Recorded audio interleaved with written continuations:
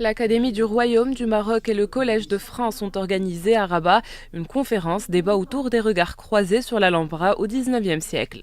Initiée dans le cadre du cycle de conférences Collège de France au Maroc, en collaboration avec l'Institut français du Maroc, cette conférence a traité de l'Alhambra au XIXe siècle, de ce bijou architectural et sa perception de la part des Occidentaux et des musulmans de l'époque moderne. Ce que je vais essayer de présenter, c'est ce regard croisé, c'est-à-dire d'une part l'Occident, la modernité qui découvre un monument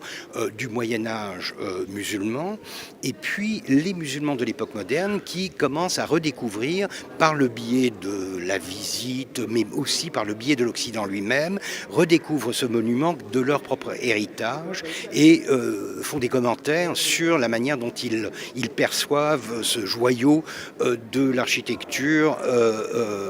nasride. Cette conférence revêt une grande importance pour les historiens et chercheurs d'Andalousie et d'Occident islamique et pour ceux qui s'intéressent à l'Alhambra et à Grenade. Elle constitue deux espaces de recherche suscitant l'intérêt des architectes, des artisans, des poètes et des romanciers. Ce qui est intéressant dans cette conférence, ce n'est pas uniquement le contenu ni le décortiquage, si vous voulez, du mythe de l'Alhambra. Ce qui est important, c'est la méthodologie de travail que le professeur Adam a utilisée pour essayer d'analyser les photographies, comme vous l'avez vu, les différentes représentations. Et c'est cette méthodologie qui nous intéresse à l'Académie, puisque demain,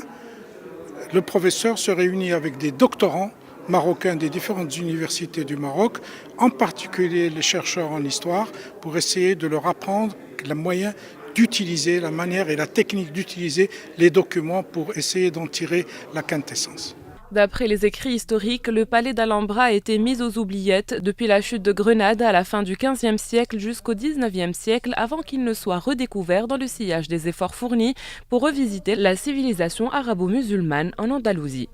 Les faits historiques et les dimensions symboliques du palais de l'Alhambra dans l'imaginaire littéraire et culturel ont en effet façonné l'image d'une histoire tragique qui continue de perpétuer la mémoire de la civilisation arabo-musulmane.